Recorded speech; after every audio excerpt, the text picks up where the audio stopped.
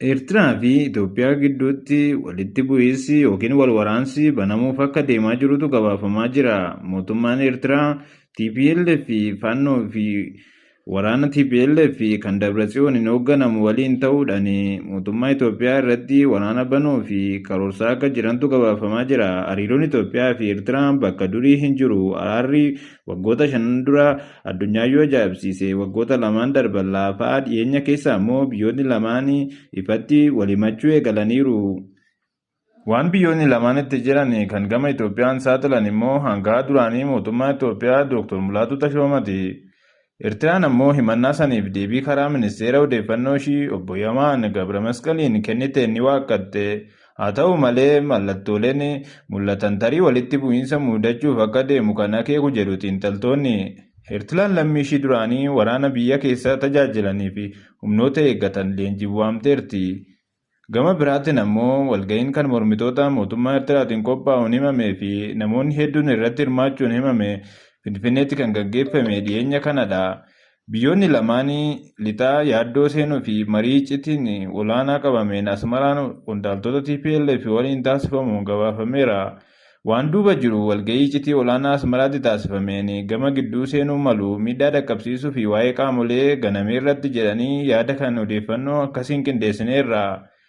Ammaa fi maaltu deemaa jiru kan jedhu irratti Itoophiyaa fi Eertiraa gidduutti erga lolli hamaan gaggeeffamee booda waggoota 20 fi bara nagaanis lolli hin turre keessa dabarsanii. Bulchiinsi ministeera muummee Abiy Ahmed mormii uummataan aangootti dhufaniin hordofee garuu haalli sun tasa jijjiirame. Dureewwan biyyoota lamaanis araara addunyaa raajeffate buusanii. Kanaanis ministeerri muummee Itoophiyaa Abiy Ahmed badhaasa Noobeelii itti argatanii.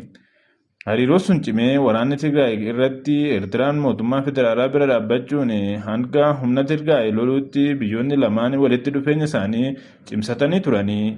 Haa ta'u malee akkaataa waraanni Itoophiyaa Tigraay keessaa itti ba'e akkasumas waliigaltee Pirootooriyaa kan lolaan dhaabbate aangoonni Eertiraa gammadoo akka hin turre dubbatanii.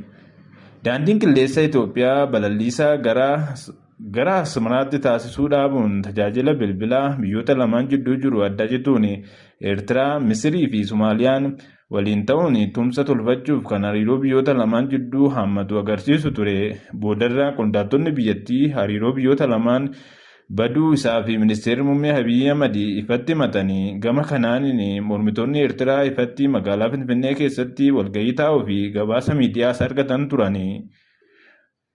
Muddamni gartuuwwan TPLF keessa cimuun sochii hidhattoota fannoo fi kan waliin wal qabatee Eertiraan harka galfattee jirti himannaan jedhus irra deddeebiin dhaga'amaa jira. Gara walitti bu'iinsa kanaatti maaltu fide kan jedhuu fi xiinxaltoota gaanfa Afrikaa waliin waan BBC'n qindeesse kan isiniif dhiyeessinu ta'a. Xiinxalaa siyaasaa gaanfa Afrikaa kan ta'an lammii Eertiraa Abdurrahman Saahibin Abu Hashim jedhamanii. Walgaarreffannaan biyyoota lameenii gara waraanaa qajeeluu danda'a. Sababni isaa hariiroon isaanii haalaan addaan citeera jedhu. Kana jechuun sababbii isaan dandeessise keessaa tokko waan adeemaa jirudha. Barreeffamni pireezidaantii duraanii Itoophiyaa Mulaatu Tashoomaa Aljeeziraa gubbaatti katabanii hariiroo biyyoota lamaan kan ifatti saaxilee ture. Hangaan Itoophiyaa ammatti ergama addaa ta'uun tajaajilan kun gaanfa Afrikaatti walitti bu'iinsa biraa hambisuu fi tarkaanfii fudhachuuf yeroo nama jechuun katabanii. Itti dabaluunis mootummaan Eertiraa gartuu TPLF keessaa isa tokko deeggaruun akkasumas hidhattoota fannoo deeggaruutu himatanii. Eertiraan gara ministeera odeeffannoo ishiin obbo Yamaan Gabramasqaliin deebii kenniteen booda mootummaan Itoophiyaa ji'oota darban keessa Asmaraa irratti duula tuttuqaa cimaa ta'e bananiiru jechuun himatte. Itoophiyaan rakkoolee gaanfa Afrikaa marsaniif bu'uura wiirtuuti jechuun himatte. Eertiraan dhimma keessoo Itoophiyaa seenuu fi fedhii hin qabdu jechuunis deebisanii. Kun osoo kanaan jiru mootummaan Eertiraa miseensota raayyaa biyyattii duraanii fi humna eeggataa leenjii biraaf akka deebii biyyaaf ba'anii fi ulaagaa cimsuu fi gara waraanaatti deebi'anii leenjii fudhataniin ibsa baaste. Akkaataa qajeelfama kanaatiin lammiileen Eertiraa 60 gadi ta'an waraana keessa tajaajilan gara leenjii akka seenan taasifameera. Hayyooleen waan amma ta'aa jiru taajjabaa jiran keessaa tokko obbo Baayisaa Waaqamaa. Isaanis ogeessa seeraa idil-addunyaa fi UN keessatti walitti bu'iinsa furuu keessaa muuxannoo waggaa dheeraa qabu. Itoophiyaa fi Eertiraan yeroo waraana kaabaa Itoophiyaa lola hamaa keessa dabarsanii ergasii marsaa biraaf ammoo lolatti qophaa'uun wal arrabsuun kun maal akka ta'e naaf hin galu jedhu. Tokkoffaa wal loluu jedhee hin yaadu mudachuu danda'a. Ani garuu akka dhuunfaatti ni ta'a jedhee hin amanu hin barbaadus jedhu. Yoo ta'e ammoo balaan inni fidu balaa isa tirgaa'e TPLF fi mootummaa federaalaa gidduutti ta'e gadi waan ta'u natti hin fakkaatu jedhu. Yoo lolatti kan seennamu ta'e riphee lolaa miti fuulaa fuulatti wal lolu ta'a. Qabeenya haalaan mancaasaa maaliif wal ajjeesna maal fiduudhaa fi dinagdee keenya guddisaa jechuunis gaafatu. Gareen lachuu osoo nagaatti xiyyeeffatanii gaariidha jedhu obbo Baayisaanii. Iccitiin duuba jiru maali? Biyyoonni lamaanii ammatti ifatti lola eegaluu jechuufis ta'e yoo eegalanii waan kanaaf sababa ta'uun xiinxalu malee gama mootummaa lamaaniin waan jiru baruun nama dhiba jedhu obbo Baayisaanii BBC waliin odeeffannoo taasisaniin. Obbo Baayisaan garuu wanti mootummoota lamaan gidduu jiru walitti isaan buusuu natti hin fakkaatu amma sana waan ga'uu hin danda'u jedhu. Biyyoonni baay'een waldhabdii qabu garuu waliin lolanii dhimmoota garee lamaaniif bu'aa ba'uu irratti ni haasa'u jechuun ibsu. Mariin kun hanga waliigalan irratti akka itti fufu dubbatanii hawaasni Itoophiyaa fi Eertiraa saba tokko amantii, aadaa fi duudhaa qooddatu waan ta'eef aangoonni lamaan waan dabaa haasa'uu irra hin turre jedhu. Sababa akkasiin wal jaalatuun fuudhanii warrumti bulchanii wanta barbaadanis lola walitti kaasuun kun sirrii miti jedhee yaada kan jedhanii obbo Baayisaanii osoo sabni kun mirga isaa sirriitti beekatee ka'eeyyuu ni gaafata. Nuyi lola hin barbaannu nagaadhaan jiraachuu barbaanna jedha ture sabichi. Xiinxalaan siyaasaa gaanfa Afrikaa Abdurrahiim ammoo wantoonni lolatti oofan ijoon jiru jedhu. Kanaafis mootummaa Itoophiyaa himatu. Ministeerri muummee Itoophiyaa Abiyyi Ahmed rakkoo keessoo kana baqachuuf jecha dhimma ulaa galaanaa kaasuudhaan uummata waan biraatti galchuu danda'u jedhu. Bulchaan Itoophiyaa rakkoo dinagdee walitti bu'iinsaaf kana furuuf waan hin dandeenyeef rakkinicha waan ulaa galaanaa dhabneef jechuu kan barbaade yaadu jedhu. Akka xiinxalaan kun jedhanitti bara Dargii fi Addawaayii dureewwan Itoophiyaa aangoo isaanii dheeressuu fi Itoophiyaan tuqamteetti jechuun lola ture kan fayyadaman. Akka natti fakkaatutti ministeerri muummee Itoophiyaa Abiyyi Ahmed gara isaaniitiin waan qajeelaa jiran fakkaata. Sababni isaa mormituu fi gaazexeewwan hidhuun gara bulchiinsa abbaa irreetti jijjiirama fiduuf jechuun himatu. Gama kaaniin ijoo waraanaa yeroo ilaaltu Eertiraan guutuu to'achuurra Asabaa to'atanii mariitti seenuu danda'u. Tarii mootummoonni tokko tokko na gargaaru jedhanis yaadu jedhu. Maraammartoonni waraanaa gaarii miti. Ulaa galaanaa dhabuun waraanaaf ka'umsa ta'uu hin qabu jedhu. Obbo Abdurrahiim akka jedhanitti gama mootummaa Eertiraatiin ifannoon naannoo Amaaraa akka ministeera muummee Abiyyiin ganaman itti dhaga'ama. Hariiroon kun akka laafuuf sababni hin jiru jedhanii amanu. Imaammata ministeera muummee kan ture TPLF laaffisuu Amaaraa fi Eertiraa laaffisuu akka qaban amma ifatti dhufeera jedhu. Gama kanaan fedhii waraanaa waan qaban natti fakkaatu. Sababni isaa Eertiraan yeroo waraana tirgaa'e baay'ee kasaarteetti jedhu. Itti dabaluunis tilmaama kiyyaan loltoonni 40,000 yookiin 50,000 akka kasaarte ni beekama. Yeroo gabaabaa keessatti waraana biraa keessatti seenuu fi fedhiis dandeettis waan qabdu natti fakkaatu. Yoo itti seenname garuu dirqamanii ta'uu danda'a jechuun dubbatu.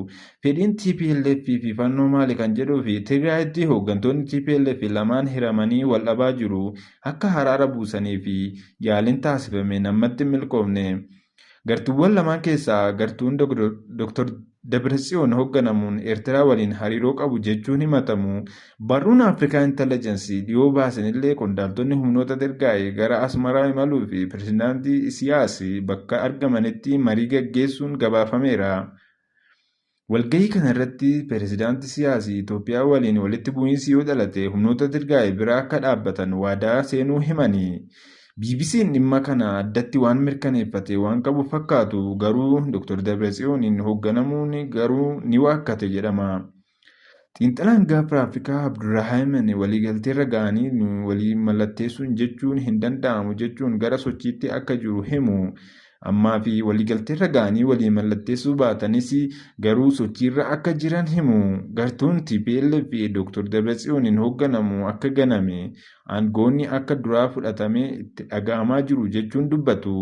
Dr. Dabratsiyoon aangoo pireezidaantummaa irraa ka'uun ammatti Geetachoon kan naannicha bulchaa jira yeroo ta'u, isaan lamaan wal fa'uudhaan lola walirratti banuuf yaalus ni dhaga'ama.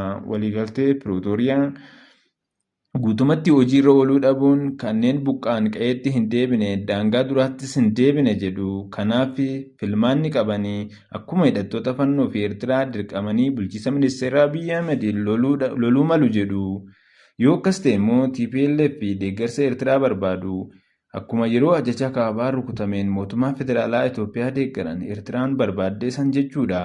Kana malees gama Eertiraan fedhiin biraas akka jiraatu malu himu. Ministeerri Abiyyi waliin si'a lammaffaaf amanamanii akka bara 2018 ture araara buusuuf carraan akka hin jirre waan beekaniif aangorraa buusuu isaaniif haala mijataa akka uumuu malu himu. Tigraay ba'anii gara Finfinnee qajeeluu yoo barbaadan tumsi hidhattoota fannoo isaan barbaachisuu mala jedhu. Sababa kanaaf qaamolee sadan Eertiraan gartuu TPLF fi Dr. Dabratsiyooniin hoogganamuu fi hidhattoota fannoo naannoo Amaaraatiin mootummaan loluun hariiroo tolfachuun akka malu dubbatu. Kun immoo sababa ijoo bulchiinsa ministeera Abiyyi Ahmed callisee hin ilaalles ta'uu mala jedhu. Itoophiyaan muddama Somaaliyaa waliin keessa seente yeroo furaa jirtu kanatti hariiroon Eertiraa waliin qabdu bifa jijjiirrachuun gaarii fakkaatu jedhu. Eertiraa fi Itoophiyaa gidduu wanti kun yoo jabaate eenyutu gidduu galuu danda'a laata? Obbo Baayisaan yeroo Itoophiyaa fi Somaaliyaan muddama keessa seenanitti qaamni sadaffaan alaa dhimma irratti qabaa jiru waan ta'eef Turkiin hirmaachuu dubbatu. Eertiraa waliin garuu kun jiraachuu dhabuu mala jedhu. Amma Itoophiyaa fi Eertiraa gidduu lolli hutuu ka'ee namni kan biraa fedhii ittiin qabaatu waan loluuf jennee waan dhabutu hin jiru. Garuu namni ammoo ni dhuma jechuun himatu. Ani dhibbatti nan amana osoo amma ka'anii saba Itoophiyaa saba Eertiraas gaafatanii dhibbatti lola hin barbaannu jedhuun deebisu sabni. Waraanni kaaba Itoophiyaa erga lubbuu lammiilee 100,000 lakkaawwamu galaafatee booda mariidhaan xumura argata. Ajajoonni waraanaa walqixxeessaa turanii akka homaa hin uumamnetti ta'anii harka wal fuudhanii seeqaas turanii. Yeroo waraana Tigraay fi mootummaa gidduutti taasifamu aangawoonni duraanii wal arrabsaa walirratti duulaa turanii araara booda wal wajjin nyaatanii waliin taphachaa turanii garuu uummanni gidduutti dhumaa ture jedhu. Sababa kanaaf wanti amma barbaachisu rakkooyyuu jiraate mariin akka furamu dhimma taasisuudha jedhu. Obbo Baayisaan har'a wal dhabdeenuyyuu yeroo fudhatanii haasa'uun waggaa 2, waggaa 3, waggaa 5 haa ta'u irratti haasa'uu danda'uu qabu. Garuu namni tokkoyyuu du'uu hin qabu jedhu. Uummanni osoo gaafate mootummaa irraa dhiibbaa kaa'uu ture. Garuu wanti akkasiirraa carraa hin qabnu hin himu jedhu.